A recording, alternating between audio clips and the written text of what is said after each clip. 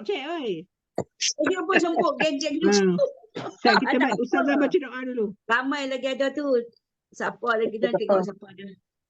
أعوذ Ramai بالله من lagi. الشيطان الرجيم بسم الله الرحمن الرحيم الحمد لله رب العالمين والصلاة والسلام على أشرف الأنبياء والمرسلين وعلى آله وصحبه أجمعين اللهم افتح علينا يا الله اللهم افتح علينا اللهم افتح علينا حكمتك وانشر علينا من خزائن رحمتك يا أرحم الراحمين اللهم زدنا علما وارزقنا فهما اللهم زدنا علما وارزقنا فهما اللهم زدنا علما وارزقنا فهما برحمتك يا أرحم الراحمين اللهم إنا نسألك حبك يا الله وحب من يحبك والعمل الذي يبلغنا إلى حبك اللهم اجعل حبك أحب إلينا من أنفسنا ومن أهلنا ومن الماء البارد وصلى الله على سيدنا محمد وعلى آله وصحبه أجمعين والحمد لله رب العالمين.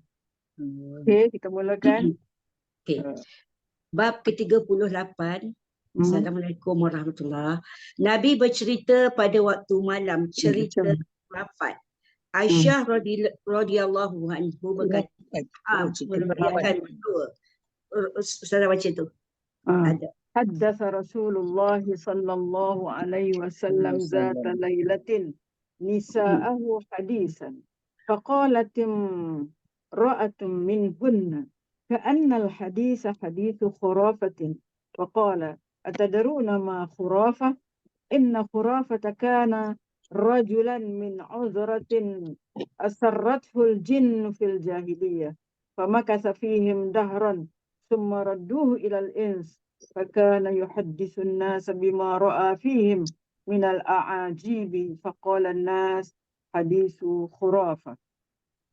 Pada suatu malam, ketika Rasulullah SAW menceritakan suatu kisah kepada isteri-isteri baginda, mereka semua berteriak kagum dan mengatakan bahawa kisah itu seperti cerita khurafah.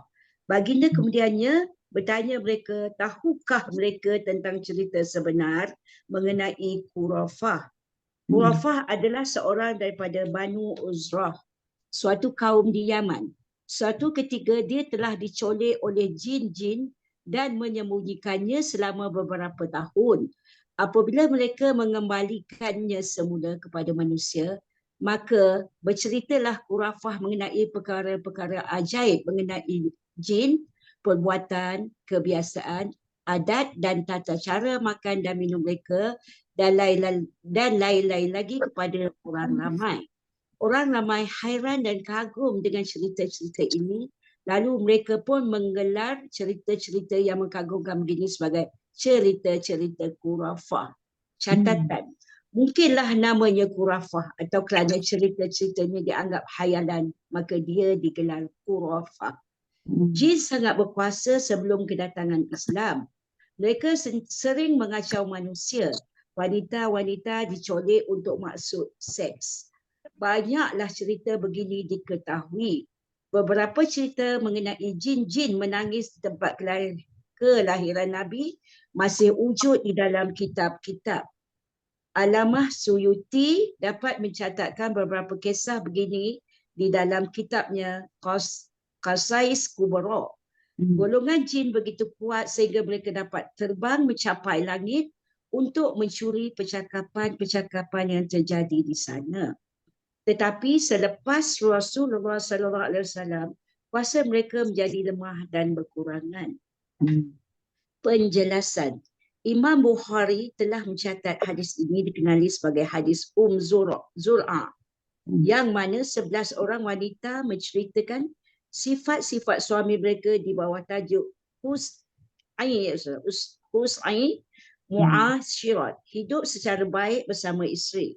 Imam Tirmizi juga menggunakan tajuk yang sama di sini.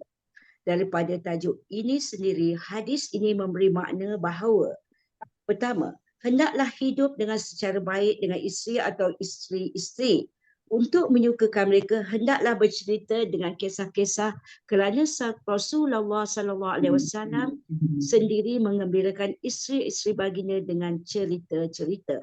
Keduanya, Mengikut jejak Rasulullah sallallahu alaihi wasallam, iaitu dengan berlaku lemah lembut dengan isteri-isteri. Dalam kitab Mawahib muka surat 136. Ketiga, Rasulullah sallallahu alaihi wasallam telah melarang bercakap-cakap selepas Isyak. Tetapi daripada tajuk yang diberikan oleh Imam Tirmizi, riwayat telah menunjukkan bahawa dua kisah telah diberikan oleh Rasulullah sallallahu alaihi wasallam bahawa dibenarkan bercakap selepas solat Isyak untuk memperlihatkan sikap baik kepada setiap orang. Ini adalah satu bentuk ibadat. Maka mengambil kira perasaan isteri-isteri dan cuba mengembirakan mereka juga merupakan suatu ibadat. Keempat, begitulah juga bercakap-cakap dengan tetamu selepas Isyak sebagai memperlihatkan kebaikan kepadanya dibolehkan. Kelima, percakapan yang mustahab dan memberi syarahan agama juga dibenarkan selepas Isyak. Keenam, menghabiskan masa dengan percakapan yang tidak berfaedah serta berbual-bual hal orang sambil duduk berkumpul-kumpul semata-mata untuk berjenaka dan berkelakar tidaklah dibenarkan. Bentuk perbualan yang beginilah yang dilarang oleh Rasulullah SAW. Pada masa sekarang ini, cara-cara anak muda menghabiskan masa mereka adalah dilarang, iaitu haram. Haram. 7. Menceritakan kesalahan perlakuan orang-orang lelaki dan wanita tanpa menamakan diri orang-orang tersebut dengan maksud nasihat adalah dibenarkan. Okay, Ustazah ada nak cakap apa-apa ni? Nanti ada sampai tang. Yang perbuat apa nak muda haram tu apa ya? Macam mana? Dia kata yang parat 6 tu Ustazah, dia kata pada masa sekarang ini cara anak-anak muda menghabiskan masa mereka adalah dilarang dan mereka dia haram. Mana haram lah hukum dia. Sebab dia ada orang duduk berbual, tak ada tajuk. Berkosong, tak ada faedah. Tak Buat-buat ada membawakan kepada tak ada manfaat. sesuatu yang bermanfaat pada dia orang kan. Kosong aja. Kadang-kadang mungkin boleh bawa kepada kata kat orang ke macam mana ke mengumpat apa semua tu. Tak boleh lah, memang haram ni hukum dia. Tapi sekarang Ustazah kadang-kadang jadi trend pula Ustazah main game malam pula. Main futsal malam kan. Dia kata dia dah haram tapi dia kata tak boleh itu mungkin haram juga Ustazah lepas. Benda Tapi ni tidak juga pada orang muda saja. Kalau main tak duduk dekat kedai kopi ada Ustazah. Tak ada apa cerita melalut-lalut ya. Ada jangan. Tu yang tak boleh tu. Yalah. Haram hukum. Di dalam hadis Ummi Zur'ah, 11 orang wanita telah bersumpah untuk duduk menceritakan secara benar akan sifat-sifat yang baik dan buruk daripada suami-suami mereka. Tetapi tidak ada sesiapa pun yang tahu wanita-wanita dan suami-suami mereka. Maka dapatlah diketahui daripada sini bahawa boleh menceritakan akan perihal keburukan sifat-sifat seseorang yang tidak dinyatakan namanya, tidak dilarang dan tidak dikatakan sebagai mengumpat. 11 orang wanita bercerita mengenai perilaku dan sifat-sifat suami masing-masing. Aisyah berkata, Jalasat 11 imra'atan fata'ahadna wa ta'aqadna alla yaktumna min akhbari azwajihinna syai'a. 11 orang wanita duduk-duduk. Lantas mereka berjanji setia tidak akan menyembunyikan akan perilaku suami masing-masing dari dibicarakan sesama mereka. Wanita yang pertama berkata, Zawji lahmu jamalin ghassin ala ra'si jabalin wa'rid la sahlun fayurtaqa wala saminun fayuntaqalu. Suamiku bagaikan daging unta yang kurus, tinggal di puncak gunung kanan yang berbatu-batu. Unta itu tidak berada di atas tanah datar sehingga ia dijemput supaya pulang. Begitu juga ia tidak mempunyai badan yang gemuk sehingga kan orang tertarik hati untuk mengambilnya. Maksudnya suaminya buruk laku. Wanita kedua pula berkata, زوجي لا أثير خبره إني أخاف أن لا أذره إن أذكره أذكر أجره ويجره. suamiku pula tidaklah berani aku ceritakan mengenainya. Aku takut jika menceritakannya, kemungkinan aku akan diceraikan. Jika aku jelaskan, ianya berarti aku mencabutkan urat leher dan pusatnya. Maknanya dalam bracketnya suaminya mempunyai keburukan lahir dan batin. Wanita ketiga pula berkata, زوجي العشنق لا dia punya sebutan إن أنطق أطلق وإن أسكت أغلق. suamiku kurus tinggi, perawakannya tidaklah menarik. Jika aku berkata tentang kekurangannya, pasti aku akan diceraikannya. Jika aku hanya berdiam diri, aku akan digantung tak bertali. Wanita keempat pula berkata, زوجي قليل التهامة لا حر ولا قر ولا مخافة ولا سامة. suamiku bagaikan malam di negara Tihamah, tidak panas dan tidak dingin, tidak juga menakutkan dan tidak juga membosankan. Wanita kelima pula berkata, لا يسأل عما عهد زوجي إن دخل فهد وإن خرج أسد. suamiku apabila balik ke rumah banyak tidur. Beliau tidak pernah menyoal sesuatu yang bukannya miliknya. Wanita keenam pula berkata, زوجي إن أكل لف وإن شرب اشتف وإن اضطجع التف ولا يولج الكف ليعلم البث. bahasa suami kelas. sangat pelahap. Suami sangat pelahap di waktu malam. Minum dengan banyak tanpa berbaki. Bila tidur atau berbaring, ia akan hanya berselimut bersendirian. Tidak pernah ia meraba-raba ke dalam pakaianku untuk mengetahui kesedihanku. Wanita ketujuh pula berkata, زوجي عباياء أو غباياء غياباء طباقاء كل داء له داء شجك أو فلك أو جمع كل لك. Masa klasik ni. suamiku cepat letih, bodoh. Pokoknya seluruh keaiban ada padanya. Ia akan menderemu jika engkau isterinya. Wanita ke-8 pula berkata, 8. زوجي المس أرنب والريح ريح رز نبل. suamiku layanannya baik sekali dan badannya harum mewangi. Wanita ke-9 pula berkata, زوجي رفيع المعاد طويل النجاد عظيم الرماد قريب البيت من النادي.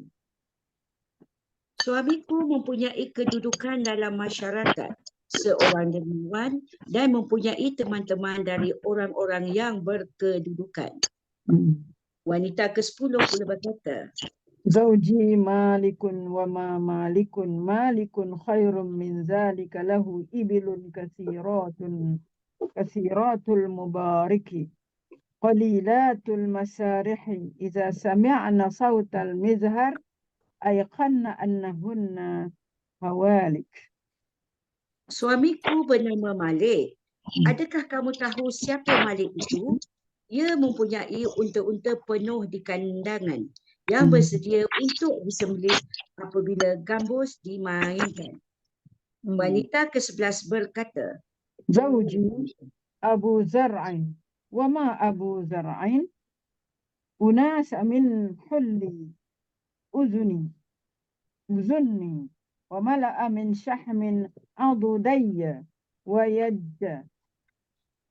ويجحني فبجحت إلي نفسي وجدني في أهل غنيمة بشق فجعلني في أهل صحيل وأطيط ودانس ومنق فعنده أقول فلا أقبح وأرقد فأنصبح وأشرب فاتقمح أم أبي زرع فما أم أبي زرع عكومها رداح وبيتها فساح ابن أبي زرع فما ابن أبي زرع مضجعه كمثل شطبة كمثل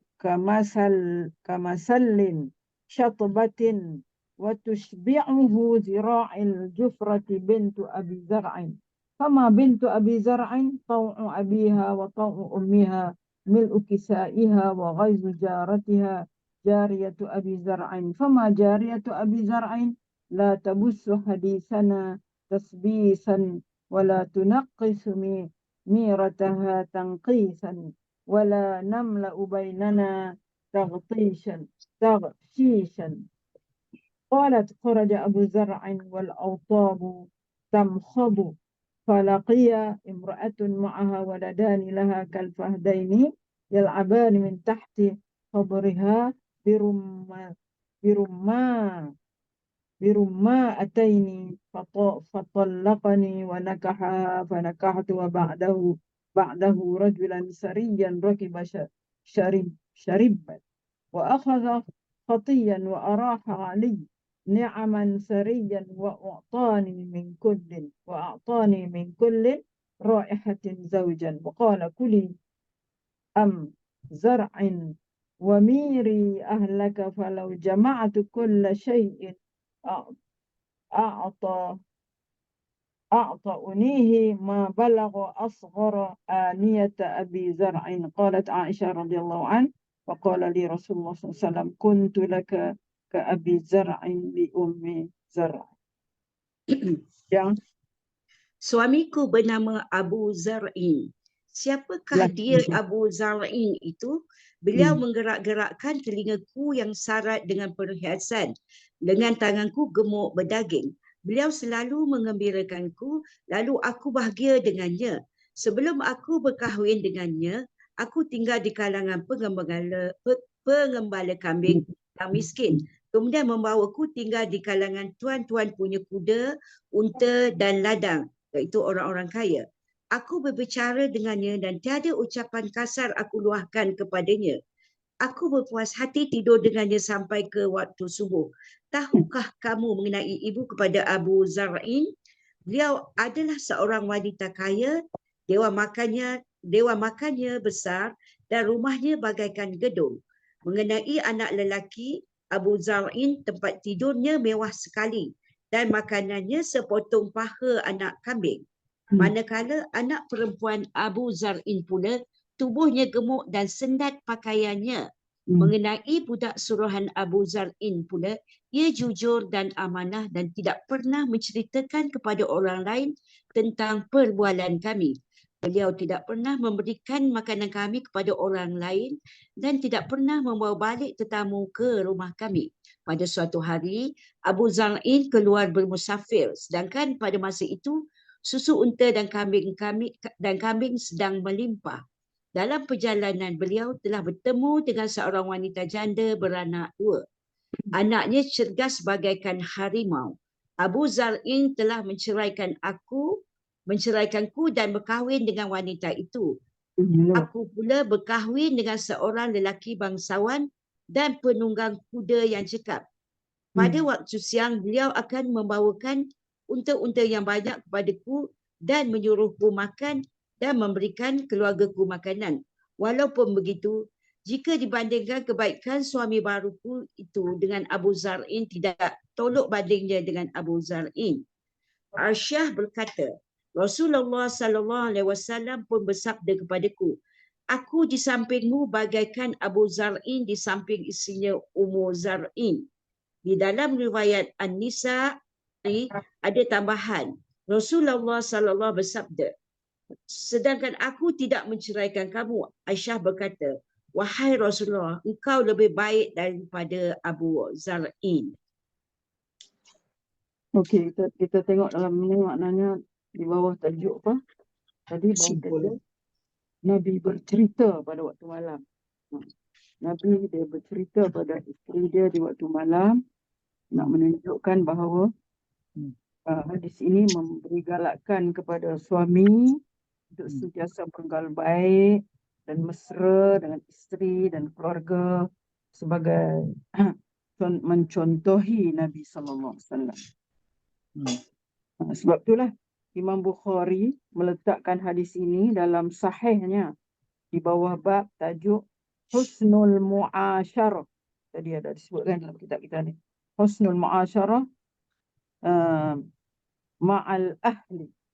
Tajuk dia. Itulah Husnul Mu'asyarah itu apa? Pergaulan yang baik bersama isteri dan keluarga. Ini contoh yang Rasulullah tunjukkan. Ini sebenarnya cerita ni Aisyah hadis ni. Hadis ini yang menceritakan hikayat daripada Sayyidatina Aisyah radhiyallahu anha kepada Nabi sallallahu alaihi wasallam tentang sebelah orang isteri itu yang setiap seorang menceritakan perihal suami masing-masing. Nabi apa dia respon? Dia dengar je, dia dengar tanpa menyampuk. Tanpa menyampuk. Kecuali lah pada akhirnya itu tentang Ummu Zar'ain apa tadi tu. Kecuali pada akhirnya itulah sesudah Aisyah radhiyallahu habis bercerita, maka Nabi SAW mengumpamakan dirinya dengan suami yang paling baik daripada 11 orang suami itu. Yang cerita yang last kali itulah Abu Zar'ain tu. Yang ada dalam cerita tersebut, iaitulah suami yang bernama Abu Zar'ain. Itulah maksudnya cerita tu boleh cerita lah, boleh kita cerita. Cuma cerita tu janganlah orang kata apa? Aib. Jangan aibkan ataupun jangan mention sampai diketahui betul-betul lah siapa orang dia kan. Setakat cerita dah tak apa. Suami sangat pelahap di waktu malam tu. Itu aib lah. Banyak yang nombor 1 sampai nombor berapa banyak aib Ustazah. Tapi agaknya sebab kita tak tahu Suami nama. balik rumah banyak tidur. Yang mana satu pilihan Tak, kita. ini cerita Nabi kepada isteri dia kan? Aisyah cerita. Komen Nabi yang Yalah, last Aisyah kali. sebagai penulisnya lah, perawinya menceritakan apa yang Nabi cerita kan. Jadi maknanya Nabi nak membezakan, membandingkan antara sebelah wanita tu menceritakan kebaikan suami-suami. Ujung-ujungnya sekali tadi apa? Zar'ain yang paling baik. Zar'ain yang paling baik. Tak dia sampai nak ceraikan pun kan. Cerita ni kalau saya faham ni sebab saya baca tu kan, Aisyah ni menceritakan riwayat oleh Kurafat tu. Nama orang tu Kurafah yang bercerita ni kan. Betul tak Ustazah? Mungkin namanya Kurafah atau kerana cerita-cerita ni anggap hayalan maka dia digelar Kurafah. Orang yang bukan pasal Kurafah. Rasanya bukan. Sayyidina Aisyah dia cerita kepada Nabi. Aisyah cerita kepada Nabi. Yang mencerita ni Aisyah. 11 orang isteri yang setiap seorang menceritakan perihal suami masing-masing. Dan mereka ni janji kan 11 orang nak cerita betul-betul tentang mereka kan. Macam kita berkumpul cerita pasal suami. Jadi daripada hadis ni dia ambil istimbat bahawa haruslah menceritakan hal keburukan orang lain untuk tujuan apa? Tujuan pengajaran. Tanpa menyebut namanya. Ini tidak termasuklah dalam ghaibah. Jadi tak termasuklah dalam kita kata umpatan. Tak umpat lah. Dalam ni dia kata suamiku tapi Nabi pun tak tahu siapa suami tu. Tak tahu siapa. Dia cerita kat Aisyah cerita kat Nabi macam tu. Nabi dengar je lah, tak ada komen apa. Cuma di akhir tu je. Jadi Umi Zur'ah ya. Dalam hadis ni Sayyidina Aisyah menceritakan tentang isteri-isteri yang memerihalkan tentang suami masing-masing. Tapi tidaklah menyebut nama-nama mereka. Nama-nama dia. Hadis Umi Zur'ah. Jadi keharusan menceritakan hikayat orang-orang terdahulu dalam hadis yang disebut tadi Sayyidina Aisyah tadi, menceritakan kisah lalu tentang sebelah pasangan suami isteri dan Nabi sallallahu alaihi wasallam mendengarnya tanpa membantah, tanpa menunjukkan bahawa perbuatan Aisyah itu adalah harus. Jadi maknanya menunjukkan bahawa perbuatan Aisyah itu adalah diharuskan. Menurut Imam Al-Kirmani, isteri-isteri yang diceritakan oleh Aisyah radhiyallahu anha itu semuanya dari Yaman. Semua dari Yaman. Jadi kisah yang diceritakan itu ialah hikayat dari Yaman. Mengumpamakan sesuatu dengan sesuatu tidak semestinya melibatkan semua aspek. Ada kalanya dalam aspek tertentu sahaja yang ada persamaan walaupun dalam aspek yang terdapat perbezaan. Pada hujung hadis Abu Zar'in tadi tu.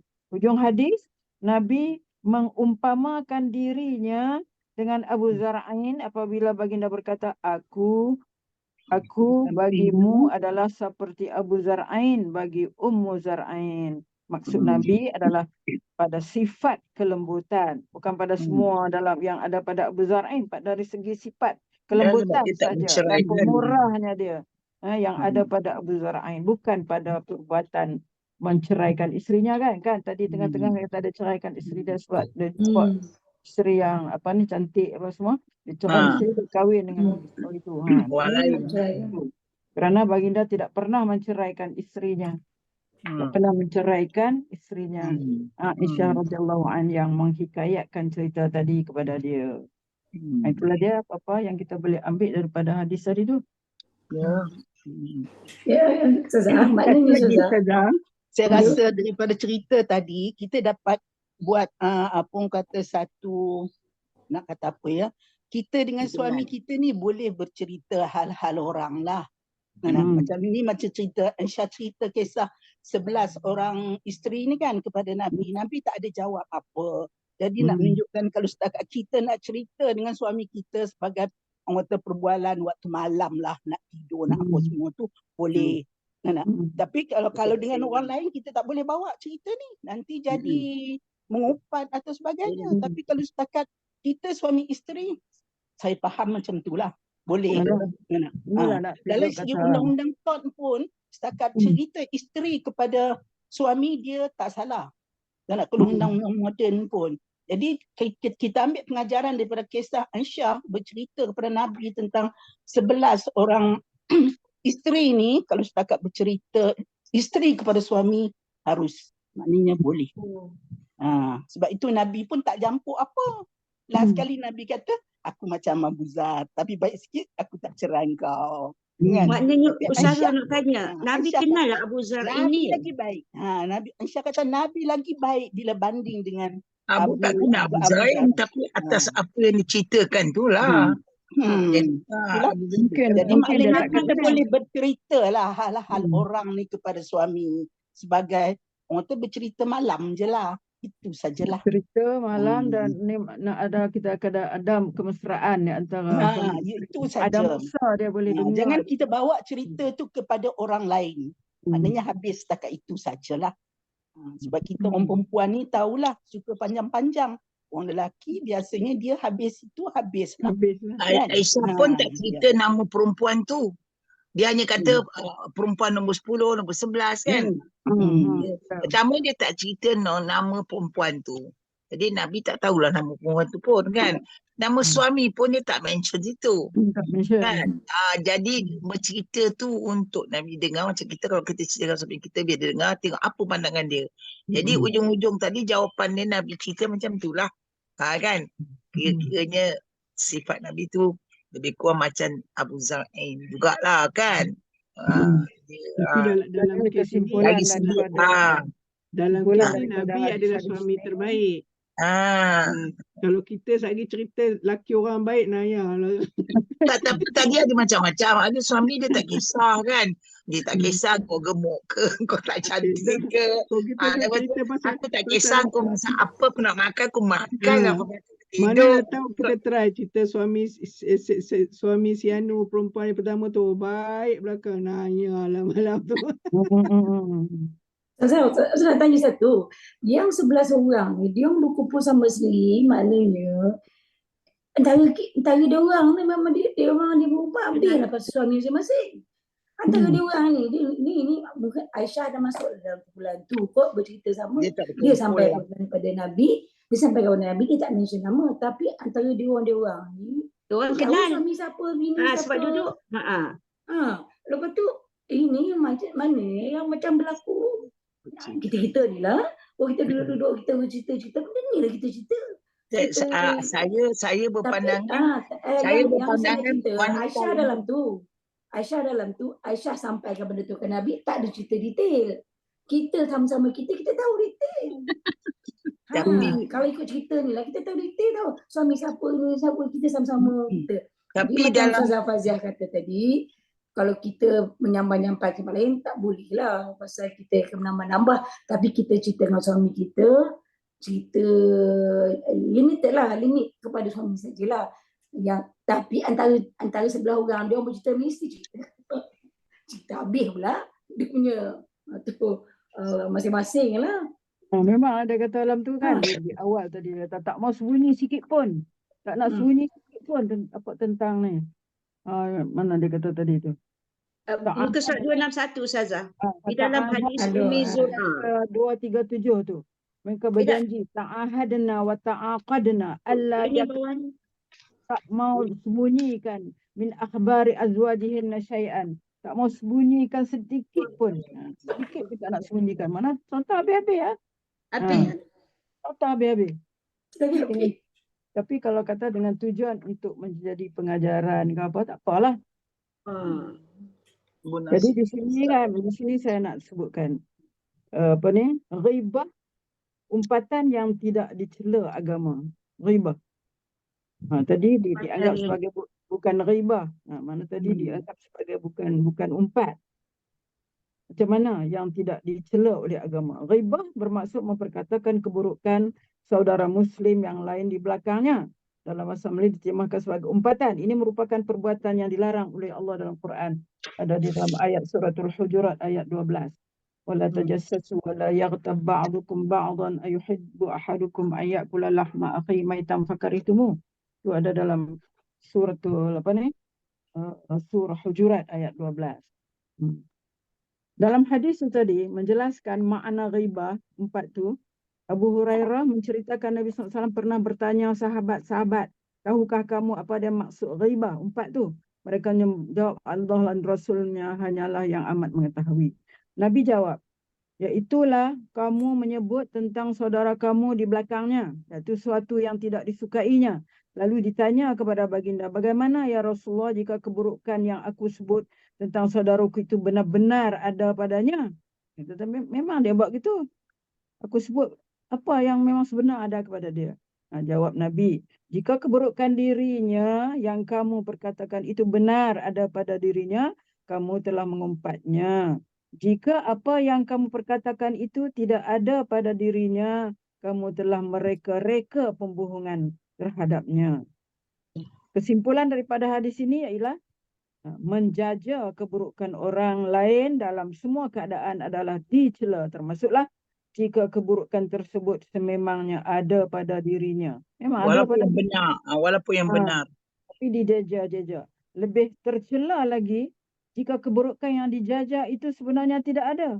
Akan tetapi diada-adakan, maka orang yang menjajanya bukan sahaja melakukan dosa ghibah, umpat, tetapi turut melakukan dosa fitnah. Dua dosa dia. Namun ada beberapa keadaan yang ghibah umpatan itu diharuskan kerana ada sesuatu maslahah. Kalau umpatan itu ada satu maslahah daripada pengajaran hadis tadi itu, salah satu keadaan yang diizinkan ialah memperkatakan keburukan orang lain untuk tujuan pengajaran tanpa menyebut namanya atau tanpa diketahui siapa yang terbabit. Yang ini hanya mengetahui ceritanya saja. Adapun watak-watak terbabit tidak diketahui. Dan hadis tadilah yang sebelah orang tadi tu. Mana contoh aja. Bagaimanapun jika orang-orang yang bercerita mengetahui orang yang terbabit dalam ceritanya, namun tidak diketahui oleh orang yang mendengarnya dan ia tidak mendedahkannya, menurut Qadhi Iyad tidak haram menceritakannya. Jika orang bercerita tu mengetahui orang yang terbabit. Dia tahu, orang bercerita tu tahu dalam ceritanya, namun tidak diketahui oleh orang yang mendengarnya. Orang dengar tak tahu. Itu tak apa. Kata Qadhi Iyad, tidak haram menceritakannya. Lebih menyeluruh, Imam An-Nawawi dalam kitabnya Riyadhus Salihin menyebut 6 keadaan yang mengharuskan ghibah. 6 keadaan. Nak dengar tak? 6 keadaan yang harus boleh ghibah. Boleh. Okey, Ustazah. Nah. Teruskan. Pertama, menegakkan keadilan. Untuk menegakkan keadilan. Mengadu hal tentang suatu kezaliman untuk mendapatkan keadilan bagi diri. Itu harus kepada seorang yang dizalimi untuk mengadu kepada pemerintah atau qadi tentang orang yang menzaliminya dengan melaporkan si Fulan bin si Fulan telah menzalimiku dengan melakukan perkara sekian. Aduan ini walaupun diperkatakan keburukan orang lain di belakangnya tidak termasuk dalam ghibah yang dikeji. Ini dalam untuk menegakkan keadilan. Pertama, untuk menegakkan keadilan. Kedua, mendapat bantuan untuk mengubah kemungkaran. Mendapat bantuan untuk mengubah kemungkaran. Bagi mendapatkan bantuan untuk mengubah kemungkaran dan mengembalikan pelaku maksiat kepada kebenaran, maka harus seorang membuat aduan kepada pihak berkenaan yang ada kuasa atau kemampuan untuk mengubah mungkar dengan melaporkan si Fulan telah melakukan kemungkaran sekian. Tolonglah kamu menegahnya. Aduan tersebut tidak termasuk dalam ghibah yang tercela dengan syarat niatnya adalah untuk memastikan kemungkaran dapat diubah. Untuk memastikan kemungkaran dapat diubah, tanpa niat tersebut akan menjadi ghibah yang diharamkan. Tak ada niat macam tu, ghibah tetap diharamkan. Ketiga, mendapat penjelasan fatwa. Bagi mendapatkan penjelasan fatwa, harus seseorang menceritakan kepada mufti satu keburukan daripada seorang dengan tujuan untuk bertanya hukum tentang atau mencari jalan penyelesaian daripada masalah terbabit. Jika dapat dielak daripada menyebut nama orang tersebut, itulah yang terbaik. Jika dapat dielak, sebut nama. Tak sebut nama, elakkan. Namun jika tidak dapat dielak, dia harus menyebut namanya. Ini berdalilkan hadis daripada Aisyah radhiyallahu anha yang menceritakan Hindun, isteri kepada Abu Sufyan, telah mengadu kepada Nabi SAW. Sesungguhnya suamiku Abu Sufyan seorang yang kedekut. Tidak pernah ia memberi belanja atau nafkah yang mencukupi untukku dan untuk anakku, melainkan aku terpaksa mengambil wangnya di luar pengetahuannya. Lalu Nabi SAW berkata kepada ambillah sekadar yang mencukupi keperluan kamu dan anak kamu mengikut uruf, iaitu mengikut kadar keperluan, mengikut kebiasaan lah. Mana itu boleh, mana untuk mendapat penjelasan fatwa. Kemudian keempat, memberi peringatan untuk memperingatkan orang Islam daripada suatu kejahatan dan menasihati mereka agar tidak terjatuh dalam kejahatan terbabit. Contohnya menjelaskan kedudukan rawi atau saksi yang lemah. Amalan ini diharuskan dengan ijma' ulama demi menjaga keaslian agama, yakni untuk menentukan darjat hadis dan memastikan keadilan dapat ditegakkan dalam perbicaraan di mahkamah. Ataupun apabila diminta pandangan daripada seorang tentang seseorang yang lain untuk urusan perkahwinan, bersyarikat, muamalat dan sebagainya, hendaklah orang yang diminta pandangan tidak menyembunyikan apa yang diketahuinya, termasuklah mendedahkan keburukan orang yang ditanya tentangnya, tetapi hendaklah dengan niat memberi nasihat kepada orang terbabit agar tidak tertipu dengannya, bukan semata-mata ingin memperkatakan keburukan orang lain. Tujuan yang baik. Atau melihat seorang murid atau penuntut ilmu berulang alik belajar daripada seorang guru ahli bid'ah, menganut ajaran sesat, atau seorang fasik, wajib dinasihati murid itu dengan menceritakan keadaan sebenar guru terbabit, tetapi dengan niat menyampaikan nasihat, bukan semata-mata keinginan memperkatakan keburukan orang lain. Tidak menyembunyikan kemungkaran. Ini yang kelima. Tadi yang keempat, ini yang kelima. Ini tidak menyembunyikan kemungkaran. Tujuan dia Mana bukan ghibah. Seorang yang berterang-terangan dengan amalan dosa dan bid'ah atau mungkarnya, seperti berterang-terangan minum arak, memungut cukai secara zalim, melakukan urusan-urusan secara batil dan sebagainya, orang sebegini harus diceritakan kejahatan yang dilakukannya secara terang-terangan dan tanpa malu. Ataupun kejahatannya, adapun kejahatannya yang lain yang dilakukannya secara tersembunyi tidak harus diceritakan kecuali jika ada faktor lain yang terbesar. Dan yang last, tujuannya untuk pengenalan. Bagi tujuan pengenalan, jika seorang manusia itu dikenali dengan suatu gelaran, harus memanggilnya dengan gelaran yang gelaran itu, tetapi bukan untuk tujuan merendah-rendahkan dia, melainkan untuk mengekalkannya sahaja. Jika dapat diperkenalkan dengan sebutan yang lain, itulah yang terbaik. Contohnya Al-A'mash, kan ada seorang sahabat dia Al-A'mash, yang bermaksud seorang yang kabur matanya. A'mash itu makna seorang yang kabur matanya. Ia merupakan gelaran yang diberikan kepada seorang ulama terkenal dalam kalangan tabi'in atau Sulaiman bin Mihran. Iaitu Sulaiman bin Mihran ni dia diberi gelaran Al-A'mash. Dia wafat pada tahun 141. Beliau ialah dikenali dengan gelaran tersebut daripada nama asalnya. Oleh sebab itu harus memanggilnya dengan gelaran tersebut kerana tujuan panggilan itu bukan untuk merendah-rendahkannya tetapi untuk mengenalinya. Tujuan pengenalan. Boleh. Dan kita nak mengatakan dia tu mata kabur, tidak. Dia memang terkenal dengan nama tu. Itulah dia yang dapat kita sebutkan perkara-perkara yang boleh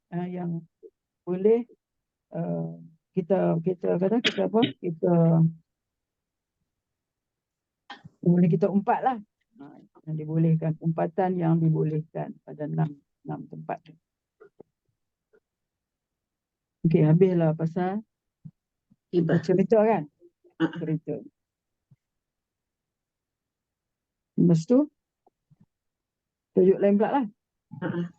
Nak sambung? Okey. Bab ke-39. Tidur Rasulullah sallallahu alaihi wasallam. Tidur atas lambung kanan. Jadi saya haraplah mana start daripada yang tajuk yang akhir-akhir ni, sebab perkara ini yang selalu kita buat seharian ni, kita nak teliti jugalah. Sebab kemungkinan selama ni yang kita duk buat tu salah. Kita tengok Rasulullah macam mana Rasulullah, kita nak ikut sunnah ni, kita tengok betul-betul bagaimana Rasulullah tidur, bagaimana apa dia baca, bacaan-bacaan tu. Kita nak buat juga. Tapi rupanya selama ni kita buat macam ada bacaan yang salah lah apa. Ini kita nak dengar daripada hadis, betul-betul hadis yang Rasulullah sebut di dalam cara tidur dia, apa-apa bacaan yang dia baca kan. Kita nak dengar betul-betul. Okey. Baca apa? Okay. Al-Bara ibnu Azib radhiyallahu anhu meriwayatkan bahawa selepas merebahkan dirinya untuk tidur, Rasulullah sallallahu alaihi wasallam akan meletakkan tapak tangan kanannya ke bawah pipi kanannya lalu membaca doa berikut. Allahumma qini azabak yauma tub'asu ibadak. Tuhanku, selamatkanlah daku daripada azab pada hari kebangkitan. Catatan, daripada hadis ini diketahui bahawa menjadi satu kebiasaan Rasulullah sallallahu alaihi wasallam tidur di atas lambung kanannya. Lambung kanan ialah lambung Belah kanan. Dengan ini tidur sedemikian dianggap mustahab. Itu dipuji. Hikmah lain daripada tidur berkeadaan begini ialah bahawa jantung manusia terletak di sebelah kiri. Dan tak kala seseorang itu tidur di sebelah lambung kanannya, jantung tersebut akan berada di sebelah atas. Hal yang demikian menyebabkan seseorang itu sentiasa sedar walaupun tidur dan tidak berkeadaan terlalu nyenyak.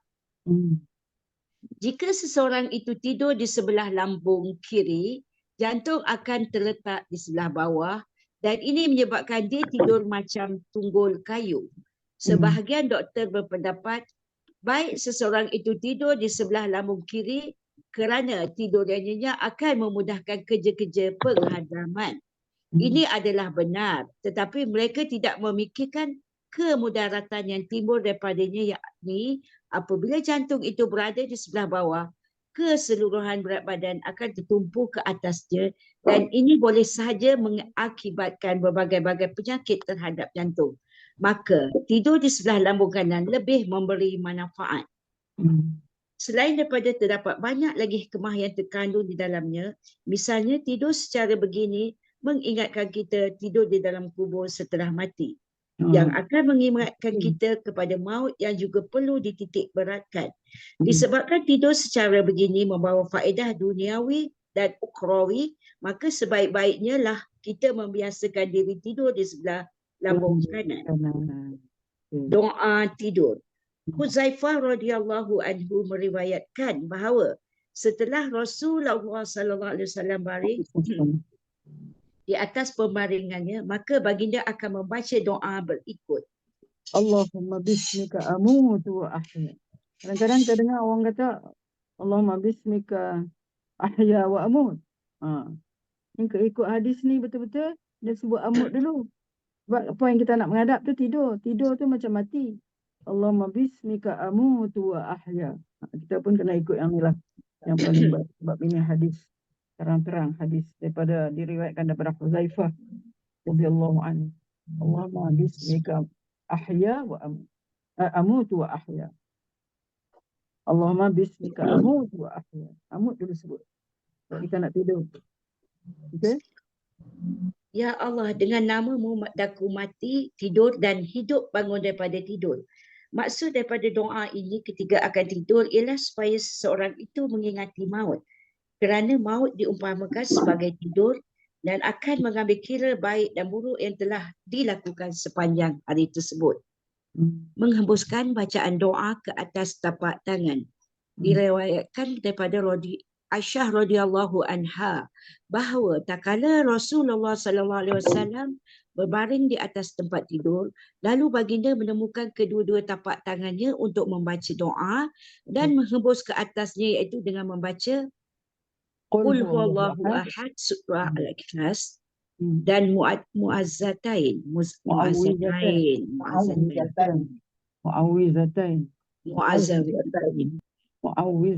iaitu qul a'udzu birabbil falaq dan qul a'udzu birabbin nas.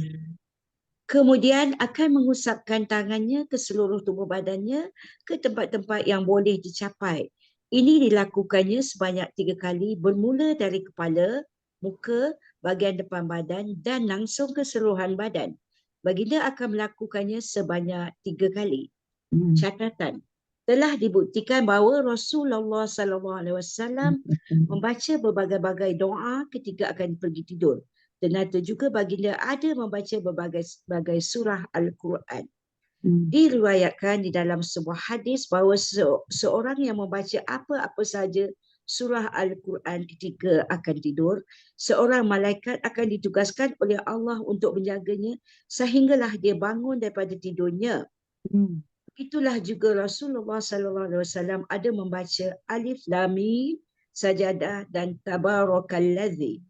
Juga baginda ada membaca Ayatul Kursi dan 2 ayat terakhir surah Al-Baqarah. Seorang sahabat meriwayatkan bahawa beliau telah dinasihatkan agar selalu membaca Qul ya ayyuhal kafirun ketika akan pergi tidur. Di samping bacaan ini ada banyak lagi doa-doa lain yang dibaca oleh Rasulullah SAW sebelum tidur. Diriwayatkan daripada Abu Qatadah radhiyallahu anhu bahawa Inna Nabiyya sallallahu alaihi wasallam kana idza arrasha bilailin ittaja'a ala shaqqihi al-ayman wa idza arrasa qabila as-subhi nasaba zira'ahu wa wada'a ra'sahu ala kaffihi. Bila mana Rasulullah SAW akan berhenti di dalam sesuatu perjalanan di akhir malam, maka baginda tidur di atas lambung kanannya. Tetapi jika baginda akan berhenti sebelum fajar, maka baginda akan meletakkan kepalanya di atas tangan kanannya yang ditegakkan iaitu mengampu kepalanya sambil berbaring lalu berehat. Catatan. Jelaslah daripada hadis ini bahawa baginda akan mengambil masa tidur yang sedikit jika masa masih panjang, tetapi berpuas hati hanya dengan sedikit rehat jika masa begitu pendek. Ibnu Abbas radhiyallahu anhu berkata, Anna Rasulullah sallallahu alaihi wasallam nama hatta nafakha wa kana idza nama nafakha fa'atahu Bilalun fa'adhanahu bis-salati faqama wa shalla wa lam yatawadda wa fil hadis qissah.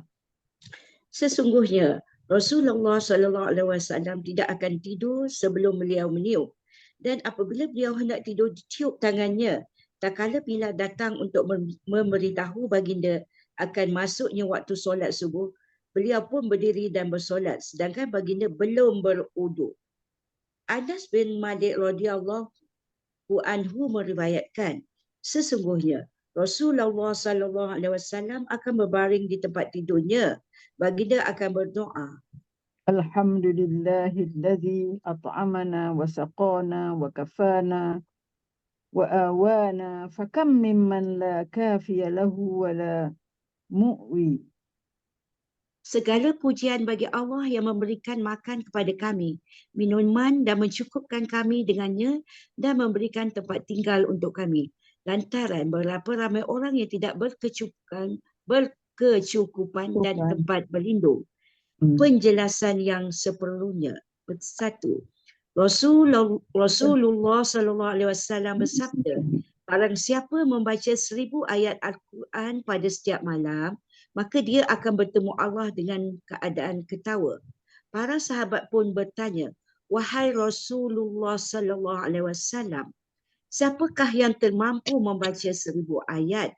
Kemudian baginda membaca Bismillahirrahmanirrahim dan seluruh ayat At-Takatsur dan bersabda, surah ini bersamaan dengan 1000 ayat Al-Quran.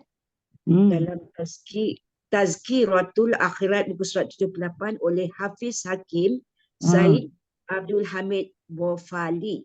Ni offer yang sangat baik ni. Apa nak baca 1000 ayat Al-Quran? Baca saja surah At-Takatsur, Al-Hakumut Takatsur sampai habis. Akan mendapat sama dengan 1000 ayat Al-Quran. 1000 ayat Al-Quran. Kitab kecil yang berguna ini dijangka akan dicetak di dalam bahasa Inggeris bergantung kepada kecukupan dana.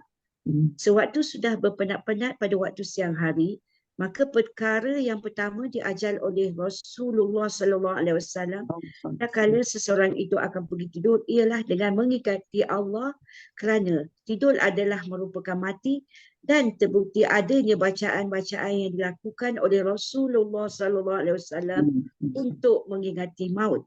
Ya Allah, daku tidur dengan namamu melalui kekuasaanmu. Jikalau daku mati tak kala tidurku, maka ampunilah daku. Doa seumpama ini memberikan rasa kesyukuran kepada Allah. Ada juga diriwayatkan, seorang yang tidur dan mati adalah sama keadaannya. Dengan demikian, Rasulullah sallallahu alaihi wasallam menasihatkan agar Ayatul Kursi dibaca sebelum tidur, kerana ini akan melindunginya daripada pencuri, lain-lain perbuatan jahat dan merosakkan. Musuh-musuh biasanya akan mengambil peluang di atas orang yang di dalam keadaan tidak sedar dan mengantuk. Oleh itulah baginda menasihatkan membaca 2 surah terakhir daripada Al-Quran, yakni Al-Falah dan An-Nas. Al-Falah dan An-Nas. Setelah baca, hembuskan dan usapkan ke seluruh badan. Tak kala baginda tersangat gering, baginda tidak ada kekuatan untuk membaca 2 surah ini, maka Aisyah radhiyallahu anha membaca 2 surah ini lalu melalukan tangannya ke atas tubuh Rasulullah sallallahu alaihi wasallam. Amalan di atas memberi maksud bahawa seseorang itu hendaklah meletakkan pergantungannya ke atas kekuasaan Allah mengatasi rancangan, pemahaman dan tenaga, dan hendaklah benar-benar meletakkan nyawa dan hartanya di bawah kekuasaannya, kerana hanya Dia sahaja sebagai perlindungan yang terbaik. Perhatian orang-orang Islam hendaklah ditumpukan kepadanya tak kala berehat, iaitu ketika berbaring atau tidur. Begitu jugalah tak kala bangun dari tidur. 2. Disebabkan tidur menyebabkan ketidaksedaran kepada mata dan hati. Lalu anggota tubuh yang lain menjadi longgar. Maka disebab itulah menurut mazhab Hanafi, uduk batal. Dan menurut mazhab Syafi'i, uduk tidak batal jika dia tidur dalam keadaan tetap dengan punggungnya melekap ke lantai. 3. Rasulullah SAW bersabda, mataku tidur tetapi hatiku tidak. Ia sedar. Hadis ni. Ini adalah disebabkan wahyu daripada Allah pada Rasulullah SAW turun berterusan. Jikalau hatinya juga tidur, maka baginda akan lupa akan wahyu yang turun. Inilah mukjizat Nabi di mana tak kala baginda tidur pun hatinya sentiasa jaga dan sedar. Dengan ini, para ulama menyatakan bahawa mimpi Rasulullah SAW adalah hujah atau bukti, bukan dalil, iaitu sesuatu yang boleh dipertikaikan. Dengan ini, masail dibuktikan dan disahkan. Sedangkan mimpi umat bukanlah hujah, maka dengan ini masalahnya tidak boleh dibuktikan daripadanya. 4. Disebabkan hatinya sedar, tidur Rasulullah SAW tidak mengakibatkan uduknya batal. Dan jikalau ada sebab yang boleh membatalkan uduknya, baginda akan mengetahuinya. Dengan ini akan disebut pada bab yang akan datang dalam menerangkan solat tahajudnya, baginda akan terus melakukan solat tahajudnya sejurus baginda bangun daripada tidur, kerana baginda telah beruduk sebelum pergi tidur. Jadi tapi ini keistimewaan dia. Hanya kalau dia tidur pun, kalau dia bangun pada tidur tu dia boleh terus sembahyang, tak batal wuduk dia. Tu satu mukjizat yang khusus untuk dia. Itu saya ada tengok.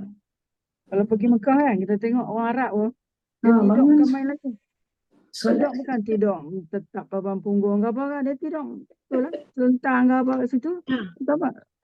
Azan, lepas dia bangkit mayang aja. Kita pun heran, macam tu tak tahu lah. Kan? Kita mazhab dia boleh kan, tapi mazhab kita tak boleh. Kalau kita ni yang orang kita biasa ni mana, kalau tidur pun tak tetap papan punggung tu, mana batal lah untuk kita. Tapi Nabi itu apa ni di antara apa ni keistimewaan dia lah. Nah, dia Zah, nak tanya sikit Zah. Dia kata ni sebelum tidur kan bacaan ayat-ayat doa-doa ni. Maknanya macam dia kata dia doa di baring. Macam kita baca al-mu, kita sebenarnya kita tak terus tidur baca sajadah ke baca kan. Kita terus tidur, kita awal kan. Urusan lain-lain baru tidur tu. Macam mana cara tu? Dia kata immediately sebelum tidur ke apa? Sebenarnya kau ikut. Mungkin yang lebih afdal lah kan. Yang lebih afdal lah sebab dia sebut Nabi macam tu kan. Sebab kita baca ni, kita kalau mungkin lah nak harap kita sendiri nak baca balik tu, mungkin tak baca ke atau terlepas lah begitu je kan. Jadi itu sebab kita apa ni, kita baca awal. Yang lebih baik afdal maknanya sebelum tidur lah. Banyak benda yang kita nak buat. Kalau tu banyak apa ni, benda-benda yang sunat yang kita nak buat kan. Nak baca tu lagi 3 qul tu. Kan. Nak baca ayat kursi, nak baca tu. Jadi maknanya elok lah. Maknanya kalau kita baca ayat apa ni, tabaraka suratul mulk ataupun yang panjang tu, baca awal pada tu. Yang dekat nak tidur barulah kita nak baca tu. Yang 3 qul tu mesti nak baca masa nak tidur. Kita nak baca kita nak embus kan. Kursi lagi. Disebut tadi sajadah kan, tapi itulah apa ni, dia macam dia dah maknanya seleloknya kita baca-baca kita terus tidur kan. Ini kita banyak benar benda-benda lain. Yalah. Afdalnya kita walaupun banyak, jangan kita tinggalkan pula. Jangan tinggal semua. Kita buatlah juga sekadar yang kita boleh lah. Itulah macam doa-doa tadi kan. Doa ada lebihnya, doa dan pada masa apa ni, sebelum tidur tu. Yang hadis yang 24. Hadis yang ke-40 tadi tu. Daripada Anas tu.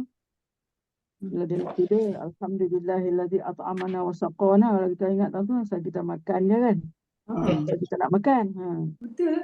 Lepas makan. Ni sebelum nak tidur ni. Cuma kita tambah lagi. Wa kafana wa awana wa kam mimman la kafiya lahu wa la mu'wiya. Kita cubalah, usahalah untuk kita dapat membaca doa seperti yang Rasulullah ajar. Kalau kita baca doa syifa sebelum tidur pun boleh kan Ustaz? Boleh. Apa-apa doa. Doa syifa kan ada.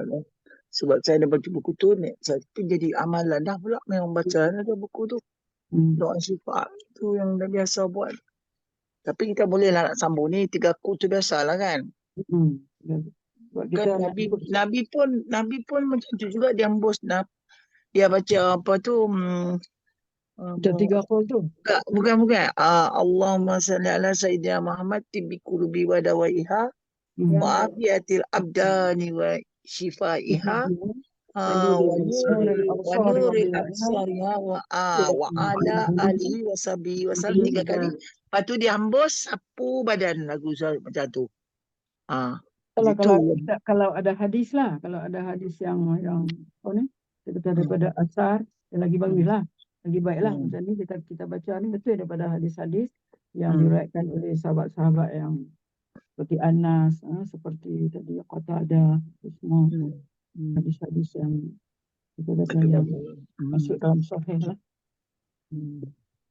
Kalau tak ada asar yang, kalau tak ada hadis yang betul-betul ada sebut tu, kita mana bolehlah buat, tapi saya kata saat ni selalu kita nak hadis yang betul-betul ada lah disebut oleh Rasulullah. Dan kita baca. Kita tambah lagi. Penambahan lagi kita tambah. InsyaAllah. Dan syarat hembus tu, hembusnya macam mana? Kita baca. Buka tempat tangan. Buka tempat tangan. Lepas tu serau kat muka. Lepas tu bawa dekat tangan kanan. Bawa tangan kiri. Terus sampai dekat kepala. Lepas tu bawa sampai kat lutut sampai ujung kaki. Tapi masa tu tak boleh baring lagi. Memang kita duduklah baca. Yang nak baring tu barulah kita baca tu 3 kul apa semua kan Ustaz dah. Tapi macam ni kita baca ayat kursi. Tu ada sebut dalam hadis ni. Jadi kalau ayat kursi tu kalau kita baca juga dalam maksudnya dalam semayang tu, jadi kita nak baca doa ayat kursi kita kena ulang balik ya Ustaz. Itu cerita yang dalam semayang punya cerita. Semayang punya cerita. Dan semayang tu dalam semayang punya cerita. Tadi aku dah bayar baca ayat kursi, tak bayar, tak boleh. Kita kena buat. Sebelum tidur, khas. Ya. Betul. Lepas tu kita hembus tu janganlah sampai keluar ayat liak apa pula. Hembus lah pelan-pelan. Hembus saja. Sebab perkataan nun fasa tu, nafasa tu, mana hembus yang lembut saja. Dekat tapak tangan. Dimulakan dengan kepala, muka, sampai anggota depan ni, sekat yang kita boleh sampai teruslah ke bawah. Ayabda bihi ma ra'sahu wa wajhahu, mula di kepala, wajhahu, muka, wa ma aqbala min jasadi, dan apa yang anggota hadapan lah. Buat 3 kali. 3 kali, 6, 9 kali lah. Kita baca ayat tu kan. Kita baca 3 kali lah. 3 kali tu. Ya. Okey. Habis. Tajuk apa? Dah habis. Ada masalah. Ibadat. Sambung lagi Ustazah. Sambung Boleh. Ibadat Rasulullah. Bab ke-40, ibadat Rasulullah sallallahu alaihi wasallam. Setiap gerak dan diam Rasulullah sallallahu alaihi wasallam adalah ibadat. Baginda adalah maksum dan setiap kesilapan yang biasa dilakukan oleh seorang manusia jika terlaku olehnya sudah terampun. Dan baginda telah diberikan berita syurga yang menggembirakan sejak di dunia ini lagi. Namun begitu, baginda sangat mengamati ibadat nafilnya. Tetapi malangnya bagi kita melakukan beratus-ratus dosa siang dan malam dan juga menyebabkan orang lain melakukan kedosaan dan kesalahan dengan langsung tidak merasa takut dan gentar kepada Allah. Jauh sekali pula untuk beribadat kepadanya.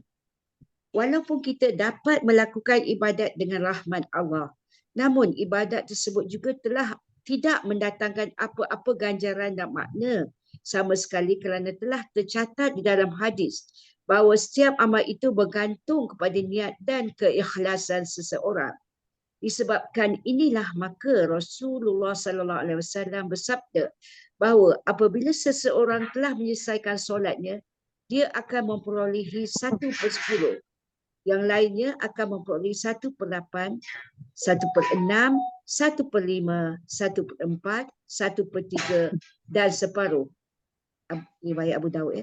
Diriwayatkan daripada hadis bahawa perkara pertama yang akan dihisap pada hari kiamat ialah solatnya. Allah Subhanahu Wa Taala akan memerintahkan malaikatnya memeriksa solatnya sama ada sempurna atau tidak. Jika solatnya sempurna, maka akan dicatatkan ke dalam buku catatannya. Sebaliknya, jika tidak sempurna, para malaikat diperintah melihat kepada solat-solat nafilnya. Jikalau ada solat nafilnya, maka segala kekurangan di dalam solat fardu akan tertampung. Begitulah juga lain-lain ibadat seperti zakat, puasa dan sebagainya juga akan dihisab. Riwayat Abu Dawud. Sekaranglah masanya kita memeriksa dan menilai sejauh mana keikhlasan solat-solat fardu yang telah kita lakukan. Kaki bengkak lantaran banyak bersolat. Mughirah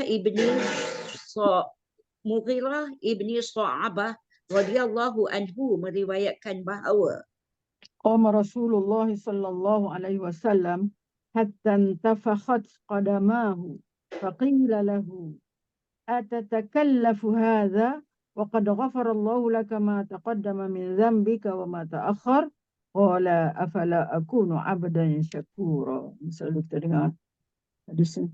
Rasulullah SAW telah berdiri bersolat sehingga bengkak-bengkak kakinya. Ditanyakan kepadanya, mengapakah Tuhan melakukan yang sedemikian ini? Bukankah Allah telah mengampuni dosa-dosa Tuhan yang terdahulu dan yang terkemudian? Rasulullah SAW bersabda, tidak bolehkah saya menjadi hamba Allah yang bersyukur? Catatan, inilah pengajaran kesyukuran oleh Rasulullah SAW kepada umat. Jikalau seseorang ingin memperoleh lebih lagi keredaan Allah, maka lakukanlah sebanyak-banyaknya ibadat kepada Allah. Amalan malam Rasulullah SAW.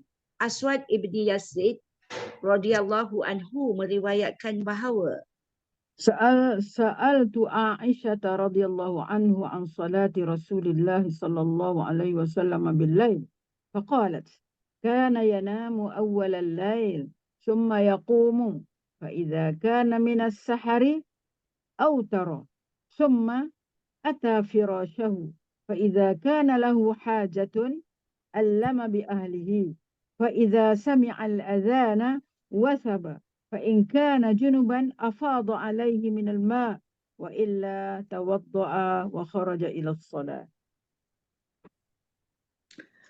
Daku bertanya kepada Aisyah radhiyallahu anha mengenai solat malam Rasulullah sallallahu alaihi wasallam. Betapa baginda melakukan amalannya ini. Beliau berkata, setelah Isyak, baginda akan berehat pada awal malam. Kemudian baginda akan melakukan solat tahajud sehinggalah ke bahagian akhir malam di mana baginda juga akan bersolat witir. Kemudian baginda akan pergi tidur. Dan jikalau baginda berhajat, baginda akan melakukan jima' dengan salah seorang daripada isteri-isteri baginda. Kemudian setelah azan subuh, baginda akan mandi junub jika perlu. Jika tidak, baginda akan mengambil uduk lalu pergi untuk solat fajar. Bilangan solat tahajud. Diriwayatkan oleh Ibnu Abbas radhiyallahu anhu berkata, كان النبي صلى الله عليه وسلم يصلي من الليل 13 ركعة. Rasulullah sallallahu alaihi wasallam bersolat tahajud berserta witir sebanyak 13 rakaat. Catatan, yakni 10 rakaat tahajud berserta 3 rakaat witir. Setengah ulama berpendapat bahawa 10 rakaat tahajud ini termasuk 2 rakaat solat sunat sebelum solat fajar.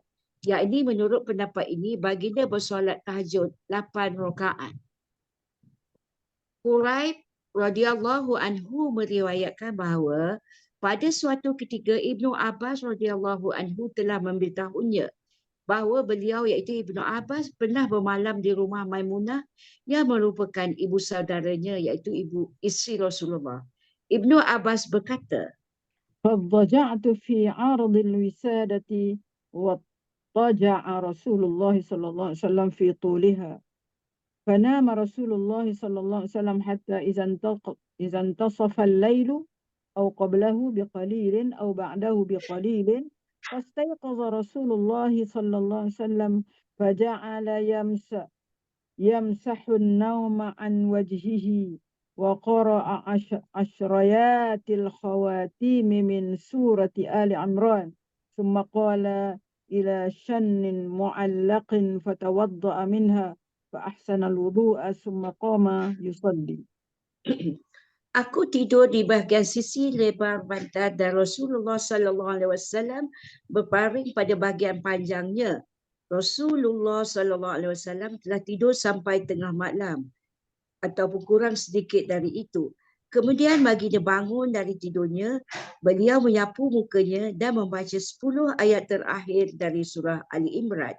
Kemudian berdiri dan menuju ke kirbah yang mengandungi air, lalu beruduk dan kemudiannya bersolat. Aku pun berdiri untuk melakukan solat di sampingnya. Baginda pun meletakkan tangan kanannya di atas kepalaku dan memegang telinga kananku dan menarikku. Setelah itu baginda bersolat 2 rakaat. Kemudian 2 rakaat lagi. Kemudian 2 rakaat lagi. Kemudian 2 rakaat lagi. Kemudian 2 rakaat lagi. 6 kali 2 rakaat iaitu 12 rakaat. Kemudian baginda bersolat witir dan berbaring sampai terdengar suara muazzin mengumandangkan azan. Kemudian baginda melaksanakan solat 2 rakaat ringkas. Setelah itu baginda keluar untuk melakukan solat subuh. Aisyah meriwayatkan أن النبي صلى الله عليه وسلم كان إذا لم يصلي بالليل منعه من ذلك النوم أو غلبته عيناه صلى من النهار 12 ركعة. Sesungguhnya Nabi SAW tidak sempat bersolat malam lantaran tertidur. Maka baginda telah melakukannya sebanyak 12 rakaat pada siang hari iaitu solat duha. Catatan, disebabkan solat tahajud adalah wajib bagi Rasulullah SAW, kadang-kala kerana keuzuran baginda akan bersolat duha sebanyak 12 rakaat. Maka kadang-kala baginda terpaksa meninggalkannya kerana keuzuran. Jikalau solat tahajud tidak diwajibkan kepada baginda, maka terbuktilah daripada hadis ini bahawa untuk menggantikannya maka baginda melakukan solat duha pada siang harinya bagi menunjukkan betapa kelebihan yang terdapat pada solat tersebut. Daripada hadis ini juga menunjukkan bahawa jikalau kita dapat menyempurnakan solat tahajud seperti biasa, kita lakukan kerana keuzuran, maka kita boleh menyempurnakannya pada waktu siang. Agaknya terbalik ayat ni tak usah. Daripada hadis ini juga menunjukkan bahawa jikalau kita tidak dapat menyempurnakan solat tahajud seperti biasa, kita lakukan kerana keuzuran, maka kita bolehlah sempurnakannya pada waktu siangnya. Betul kan? Kena tambah tidak ke? Tidak. Kalau tidak baru kita kena buat. Okey. Kalau kita tidak dapat, Kalau kita tidak dapat,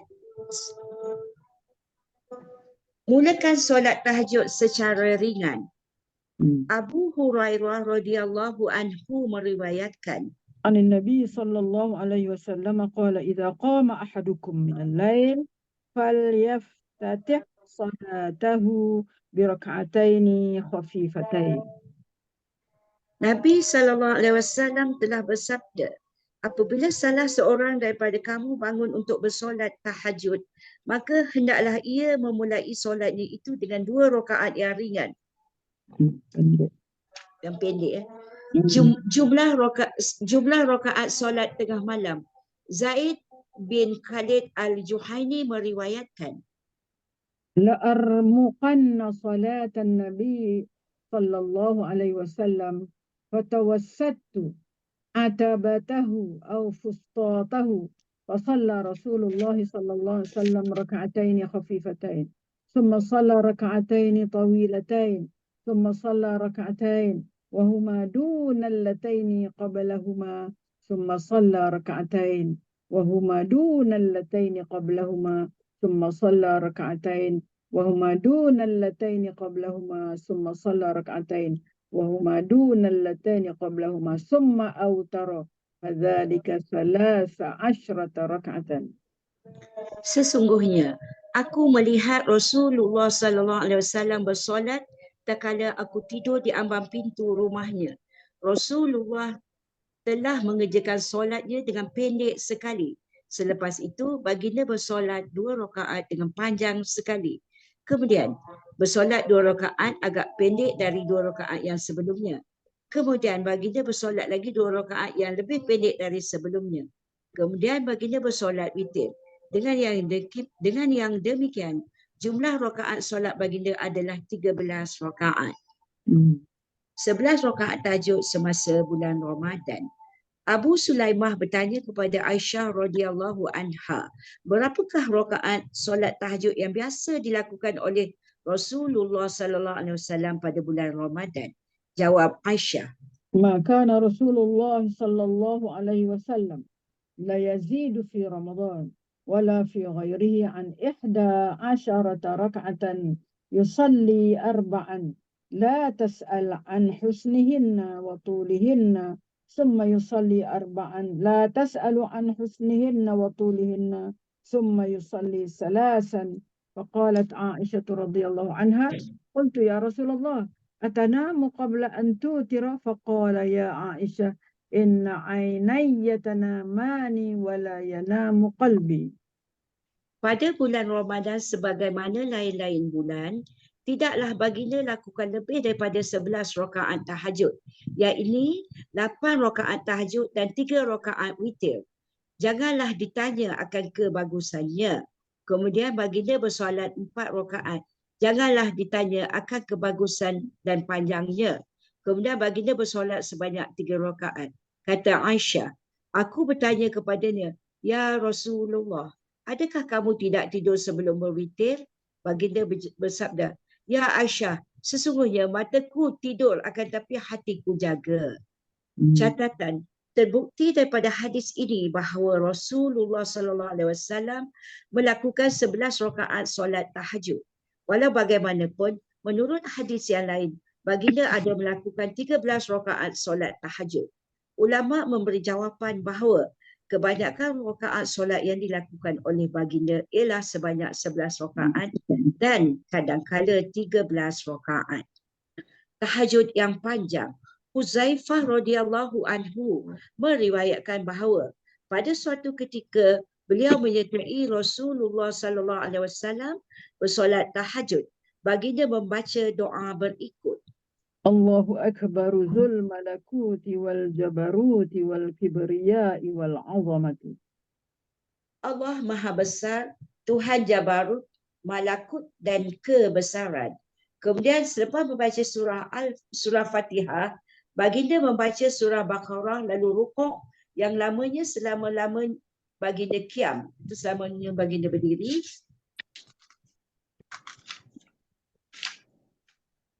Dalam rukuk baginda membaca Subhana rabbiyal azim, subhana rabbiyal azim.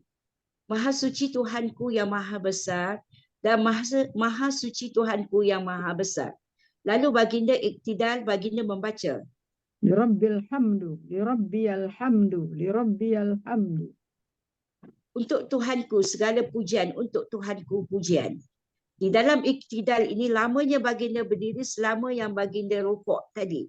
Kemudian baginda turun sujud sambil membaca terus-terusan. Subhana rabbiyal a'la, subhana rabbiyal a'la. Maha suci Tuhanku yang maha tinggi. Yang lamanya pula seperti yang baginda berdiri tadi. Bangun dari sujud, baginda duduk lalu terus-terusan membaca. Rabbighfirli, rabbighfirli. Tuhanku, ampunilah. Tuhanku, ampunilah aku. Ringkasnya di dalam solat ini baginda membaca surah Al-Baqarah, surah Ali Imran, surah An-Nisa, surah Ma'idah dan surah Al-Am. Catatan, di dalam hadis kita dapati Rasulullah sallallahu alaihi wasallam membaca 4 surah di dalam keempat-empat solatnya. Sejajar dengan hadis riwayat Abu Daud. Tetapi daripada hadis riwayat Muslim dan lain-lainnya, nampaknya baginda membaca surah Baqarah, surah Ali Imran dan surah An-Nisa. Semua surah ini dibaca di dalam satu rakaat solat saja. Mungkinlah suatu ketika baginda membaca semua surah dan kadang-kadang setiap surah pada setiap rakaat. Bacaan berulang kali. Aisyah radhiyallahu anha meriwayatkan bahawa suatu ketika di dalam solat tahajud Rasulullah sallallahu alaihi wasallam membaca berulang kali sepotong ayat. Catatan, ayat ini yang baginda baca berulang kali adalah daripada rakaat yang terakhir, surah Al-Maidah.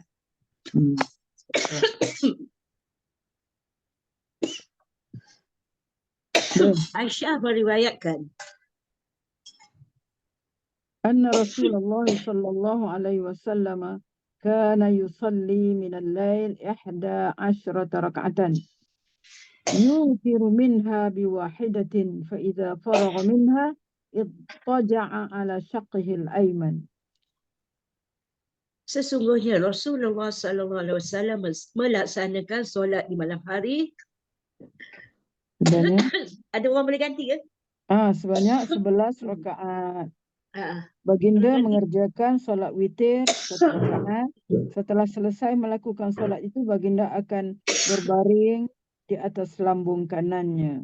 Juga dari Aisyah, kana Rasulullah sallallahu alaihi wasallam yusalli min al-lail 9 rakaat.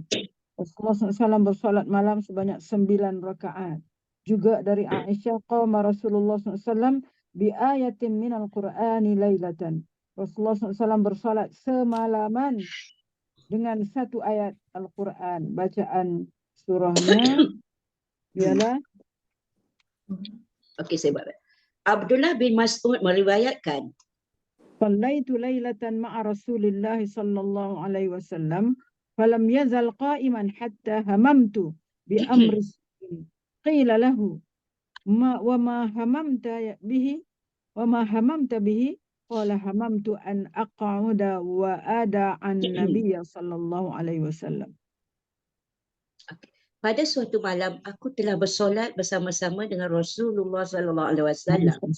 Baginda berdiri dengan lama sekali sehingga aku menginginkan untuk melakukan sesuatu yang tidak baik. Orang telah bertanya kepada Abdullah, apakah yang dimaksudkan dengan sesuatu yang tidak baik itu? Jawabnya, aku ingin duduk dan meninggalkannya.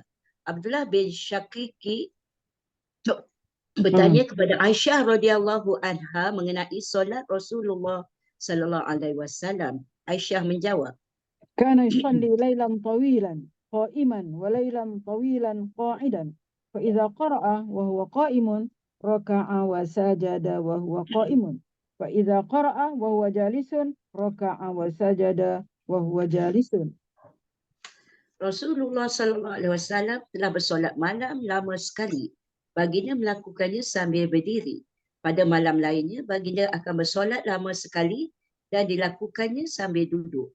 Beliau telah membaca Al-Fatihah dan surah di dalam solatnya sambil berdiri. Dan baginda membaca Al-Fatihah dan surah dalam solatnya sambil duduk. Lantaran itu rukuk dan sujudnya dilakukan sambil duduk.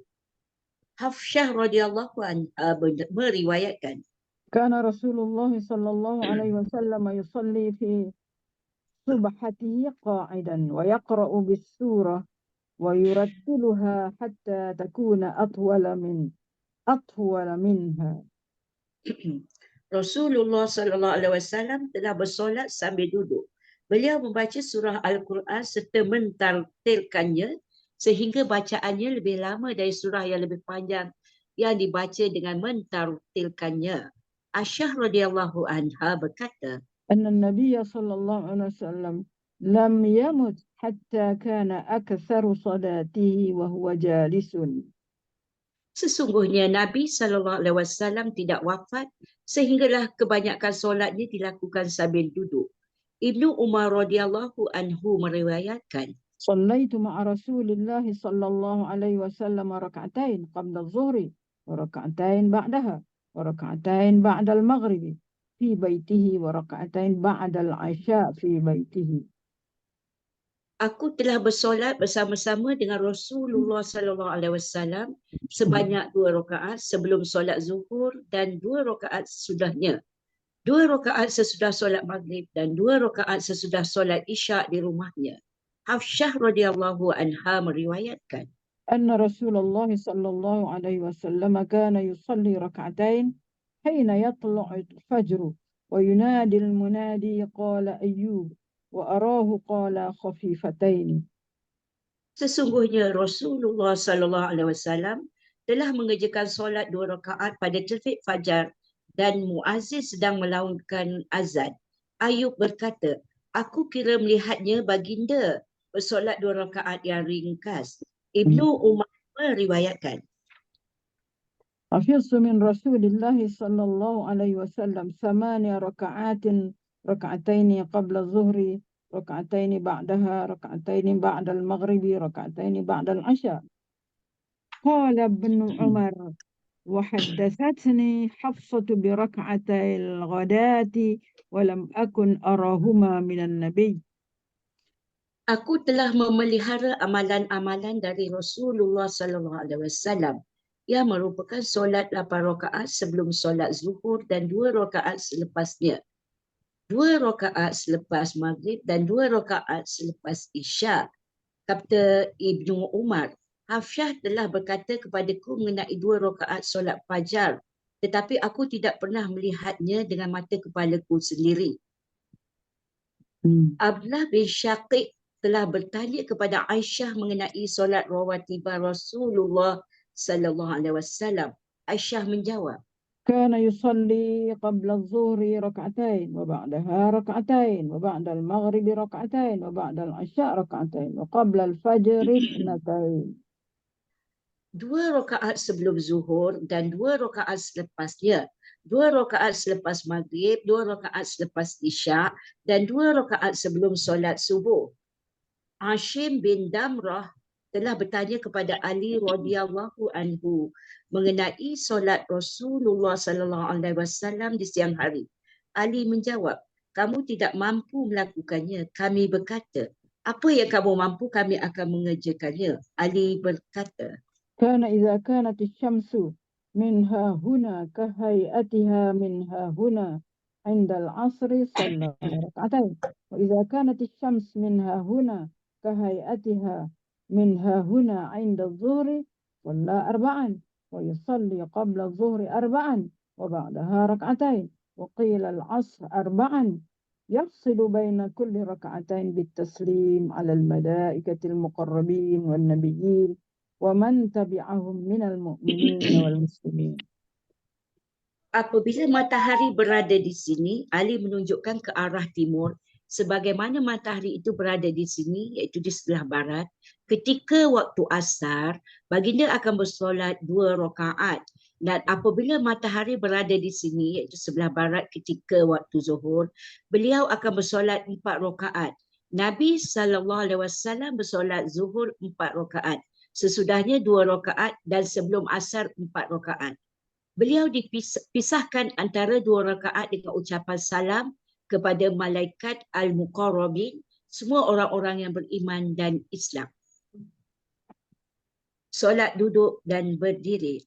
Aisyah radhiyallahu anha meriwayatkan bahawa أن النبي صلى الله عليه وسلم كان يصلي جالسا فيقرأ وهو جالس فإذا بقي من قراءته قدر ما يكون 30 أو 40 آية قام فقرأ وهو قائم ثم ركع وسجد ثم صنع في الركعة الثانية مثل ذلك.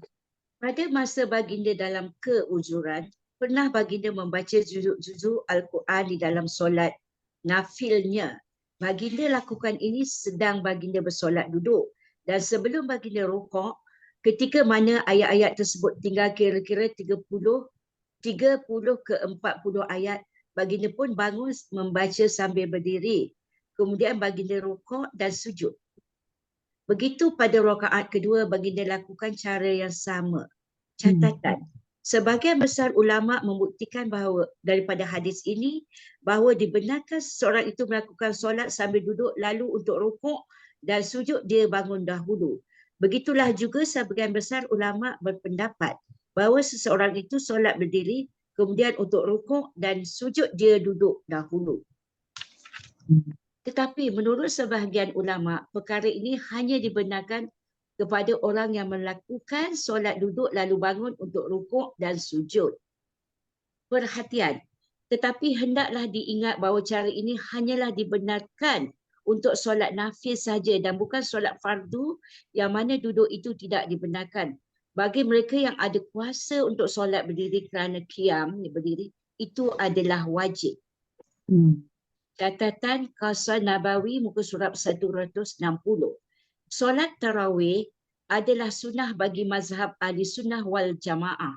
Tidak ada yang menafikannya melainkan golongan rawafiz. Dan adalah jelas dan tidak ada syak mengikut keempat-empat mazhab yang terkandung di dalam kitab-kitab fiqh. Kesemua mazhab tersebut, Hanafi, Syafi'i, Maliki dan Hambali, menyatakan bahawa solat tarawih 20 rakaat adalah sunat muakkadah, iaitu sunat yang diberatkan. Dalam mazhab Imam Malik, amalan ini yang termasyhur ialah 36 rakaat. Sedangkan Imam Ahmad Hanbal yang tercatat dalam kitabnya Mughni menyatakan bahawa 20 rakaat adalah sunnah. Begitulah amalan yang sama daripada Imam Sufyan Thauri, Imam Syafi'i dan Imam Abu Hanifah. Disebabkan Imam Malik menegaskan sebanyak 36 rakaat, maka utusan raja pun datang memohon agar solat tersebut dipendekkan. Namun, Imam Malik tetap tidak mahu berganjak dan terus menetapkan sebanyak 36 rakaat. Guruku pernah memberitahu bahawa orang-orang Madinah melakukan 20 rakaat tarawih. Tetapi mustahab berhenti sebentar di antara tarawih dengan mana orang ramai boleh melakukan 4 rakaat solat nafil lagi setiap kali berhenti. Jadi di dalam 16 rakaat masa berhenti di antaranya, orang ramai dapat melakukan 16 rakaat lagi. Jumlah semuanya ialah 36 rakaat. Walau bagaimanapun, Imam Malik sendiri berpegang kepada 36 rakaat. Sedangkan imam-imam lain berpegang kepada 20 rakaat sahaja.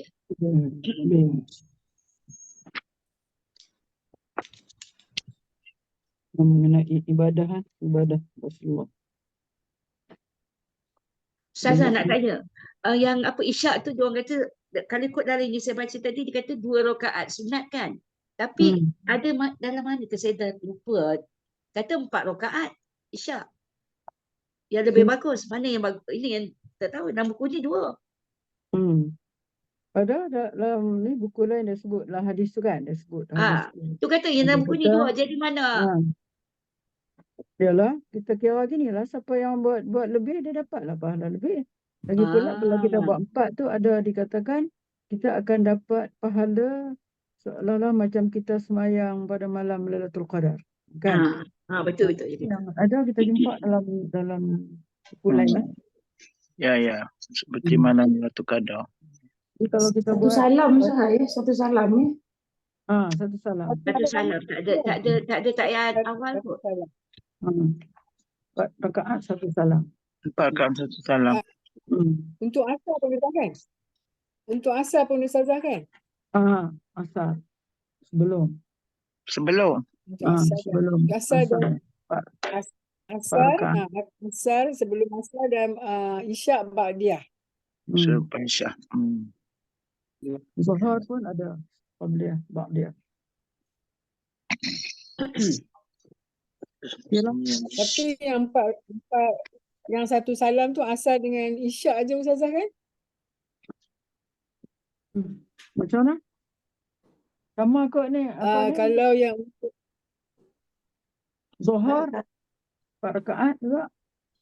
Sebelum tak bukan. ada yang kata. Tak silap dalam kelas Ustazah Cik Jah beritahu kata kita boleh semayang sunat asar 4 rakaat 1 salam. Termasuk juga untuk isyak 4 rakaat 1 salam. Yang lain tak, yang lain 2. Betul. Betul tak? Yang lain tu maksudnya apa? Ya, Zuhur, maksudnya zuhur. kan Zuhur dua-dua, tak boleh buat sekali lah. Maksudnya kalau asar boleh buat 1 salam sebelum kan. Yang maghrib isyak maknanya ba'diyah dia tu maknanya boleh buat 4 terus 1 salam. Kalau yang macam dengan Zuhur kena buat dua-dua. Ada orang buat 4 juga. Ya, boleh juga ada 4. Oh, boleh jugalah. Okey. Ba'diyah qabliyah boleh buat 4 juga satu Maknanya salam. untuk Zuhur pun boleh buat 4 terus. Boleh. Semua waktu. Yalah. Yang ada 4. Kan 4 sebelum 4 selepas. Ada Yang riwayat empat kata tu 4 boleh buat sebelum salam. 2 selepas. Maghrib saja ba'diyah 2. Maghrib saja ba'diyah 2 Ustazah kan? Ya. Ada 2 dan isyak qabliyah 2. Ba'diyah disunatkan 4. Isyak bukan 4 juga ke Ustazah, tapi kena buat dua-dua. Sebelum qabliyah. Qabliyah isyak 2 je. 2 aja. Isyak ba'diyah. Ba'diyah isyak 4. Ya.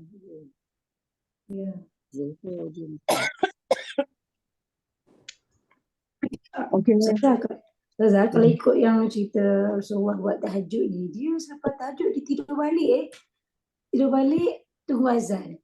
Maknanya dia semayang tu awal malam, tidaklah ujung-ujung. Kalau ikut cerita ni lah. Lepas tu dia boleh tidur balik. Lepas tu tunggu azan dia bangun. Selepas ke-12 tu kira dah 23 malam. Dia selepas isyak dah. Kita boleh Dia kata awal. qiyamul lail dah. Selepas isyak tu kalau kita beribadat boleh dikatakan qiyamul lail dah. Isyak tu. Sampailah dikatakan masa yang paling baik ialah 1/3 akhir malam tu. Kan? Yang paling baik. Ialah Rasulullah dah tidur balik tu. Tu yang maknanya awal jugalah dia Qiyam. Qiyam. Qiyam awal. Tidur balik bukan dia tidur ni. Dia tidur dalam masa yang singkat. Tidur dia Sekejap. tunggu waktu subuh. Itu sebab dia tidur. Ada 2 macam tidur Rasulullah. Kalau tidur betul tu dia tidur makna memang tangan dia ni melekat dekat papi dia ni dan memang atas ni lah. Atas katil ke atas bantal lah kan. Tapi kalau tidur sebelum nak tunggu apa ni? Tunggu subuh tu dia tidur tangan dia macam tu je, dia kata sebut nasabat tu mana dia dirikan tangan dia ni untuk tidur sekejap. Selepas apa ni? Kan? Semasa menunggu subuh tu dalam masa yang singkat lah. Dia akan tidur macam tu. Kita kalau tidur habis. Kita kalau tidur selepas tahajud habis ya. Habis kita, tapi dia kata dia apa ni, mata dia pejam tapi hati dia tak tidur. Tidur kalau dia kata bukan tidur betul Ustazah, tidur tidur ayam macam tu aja. Saat ni dah azan kalau tak dengar. Saja saya azan sampai dalam bilik boleh dengar kuat. Buat kita Lagi satu Rasulullah kan baca surah panjang-panjang. Surah panjang bukanlah subuh kalau jadinya kan. Kalau kita masa surah pendek-pendek. Tapi tak boleh lah kalau dah terjaga pukul 3 tu terus bangun. Jangan lagi nak tunggu nak 4:30 semua tak boleh. Dah bangun pukul 3 tu 3 bangun lah. 2:30 pun bangun lah. Kalau nak tunggu sampai 4:30 nanti boleh terlajak sampai pukul 5. Itu pun alhamdulillah. Kalau terlajak pukul 5 boleh lagi bangun. Alhamdulillah boleh lah. Kan. Cuba. Okey. Ibadah Rasulullah dah habis. Dah sambung lah besok. Okey dah. Sambung minggu depan. Kita sambung ni surat duha. Macam-macam. Tajuk solat duha. Solat duha. Nanti minggu depan ni Ustazah. InsyaAllah. Bukan baca pun dah seorang tak ada. Tak ada dah. Dah masuk waktu dah tu. Ganti dah. Orang batuk kan. Okey. Batuk-batuk pun sedap. Aduh. Dah tak ada pembacanya. Datuk lah buat masuk tadi. Tak, Datuk tak kena baca. Okey je. Ramai. Share. Okey. Doa. A'udzubillahi minasyaitonirrajim. Bismillahirrahmanirrahim. Alhamdulillahi rabbil alamin. Wassalatu wassalamu ala asyrafil anbiya'i wal mursalin wa ala alihi wa sahbihi ajma'in. Allahumma inna nastaudi'uka ya Allah ma 'allamtana fardudhu ilaina 'inda hajatina ilaik wa la tansinahu ya rabbal alamin. Allahumma inna na'udzu bika minal hammi wal hazan wa na'udzu bika minal 'ajzi wal kasal wa na'udzu bika minal jubni wal bukhl wa na'udzu bika min ghalabati ad-dayn wa qahri ar-rijal. اللهم إنا نعوذ بك من علم لا ينفع ومن قلب لا يخشع ومن نفس لا تشبع ومن دعوة لا يستجاب لها ولا يسمع. سبحانك اللهم وبحمدك أشهد أن لا إله إلا أنت أستغفرك وأتوب إليك. بسم الله الرحمن الرحيم. والعصر إن الإنسان لفي خسر إلا الذين آمنوا وعملوا الصالحات تواصوا بالحق وتواصوا بالصبر. صلى الله على سيدنا محمد وعلى آله وصحبه أجمعين والحمد لله رب العالمين. تقبل الله منكم. تقبل يا كريم. Kebetulan hari ni punya ahli kelas yang sekarang ni buku semua dah ada pada Kak Fah untuk merawat. Okey, siapa yang datang surau besok saya bagi.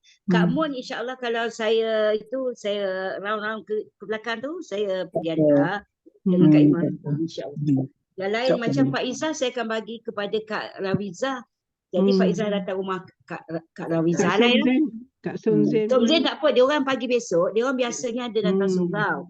Kak Somzen, Kak Rawizah dengan Pak Izzah punya Kak Rawizah ambil lah nanti. Nanti Pak Izzah datang rumah Kak Rawizah. Yang lain tak apa, dia orang datang ke surau insya-Allah. Dr. Faizah. Punya nanti pas pada Datuk ya. Datuk tolong ambilkan. Ju tak apa. Dah tahu yang mana datang surau kita akan dah kita tepikan untuk besok. Cuma Dr. Faizah nanti kalau rajin kita round-round lah tengok. Kalau Tak bagi saya pun tak apa. Dr. Faizah ambil kat saya pun tak apa. Pak, Insyirah dah kat tempat. Pak, Siti punya Pak. Insyirah belum sampai lagi. Ini baru 18 baru. Oh, 18 bukunya. Ini bagus sikit Ustazah. Ini kat saya tu tak banyak. Rasanya tak banyak. Kakak tengok nama dan sebagainya. Ikut priority macam Datin Fat cakap lah. Siapa yang selalu mengikuti kelas ni bagi dia dulu. Datin Nurahan. Okey, Datin Nurahan ada. Nanti bagi kat Datuk Farid. Minta banding tolong bagi. Okey, insya-Allah. Terima kasih banyak. Saya nak dapat dengan siapa? Pada siapa nanti. Ambil dengan siapa? Dengan nanti Cik Timur marhaban nanti boleh bawa sekali. Insya-Allah kalau sihat. Kalau tak sihat. Tak, hari Jumaat, hari Sabtu kan pergi marhaban. Ya. Boleh lah, boleh kirim. Tapi tak ada kan.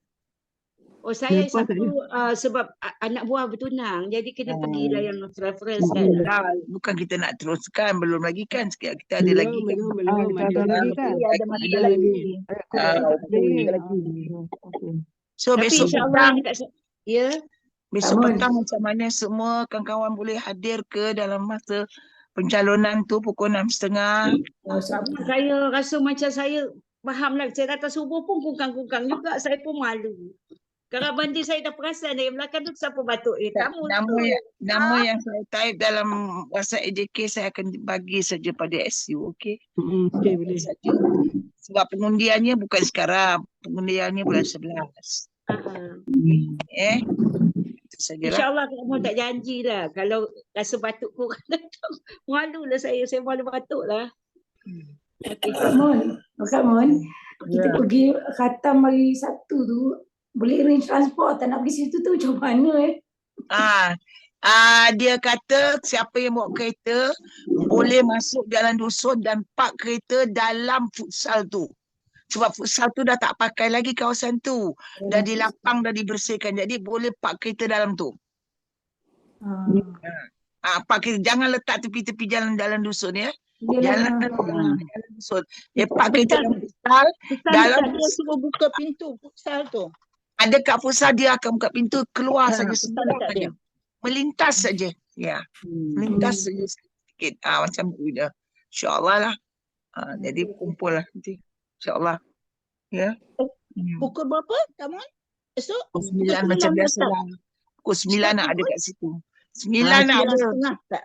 9.30 start. Ya, 9 nak ada. Ya. InsyaAllah. Sekarang ni kita punya kata Kak Mah, dia punya words kan. Bukan cukup orang baru nak jalan. Cukup waktu jalan. Cukup waktu ya. Dia cakap. Kamu jangan terus cukup orang jalan. Cukup waktu jalan. Tak cukup orang jalan. Kalau nak cukup orang, mati kita kamu, dia kata. Dulu tak boleh jalan lagi. Dia cukup waktu jalan. Thank you. Jadi terima kasih Ustazah. Esok ada latihan ke? Ada latihan ke? Yang Esok ada latihan ke? tu buku Tak ada latihan lagi. Tak ada latihan lagi. Tak ada. buku Salimah pun yang sibuk. Salimah sibuk. Bushra punya tu, buku yang Ustazah Bushra punya tu boleh bawa hari Sabtu untuk saya. Esok lah. Memanglah saya kata Lusa. memang hari Sabtu lah. Memanglah. Dia akan bawa lusa. Ya. Bayar lagi tapi. Okey. Bayar siapa? Itu ada orang donate kan? Ustazah? Ada orang sponsor. Ada orang bagi sumbangan. Orang yang sponsor. Pula dah. Tapi nak bagi duit tak apa. Kami terima aja bagi duit. Ya, bagi duit okey. Masuklah kat tabung kan. Tabung. Tak ada masalah. Urusan kita, insyaAllah. Ustazah punya CJ nanti saya bagi kat Timah juga. CJ. Yang dah dilaminate tu. Okey, boleh. Nanti saya bagi kat Timah sebab saya tak ada. Assalamualaikum. Waalaikumsalam. Saya minta diri. Assalamualaikum warahmatullahi wabarakatuh. Assalamualaikum. Assalamualaikum. Terima kasih Ustazah. Assalamualaikum. InsyaAllah jumpa esok. Okey.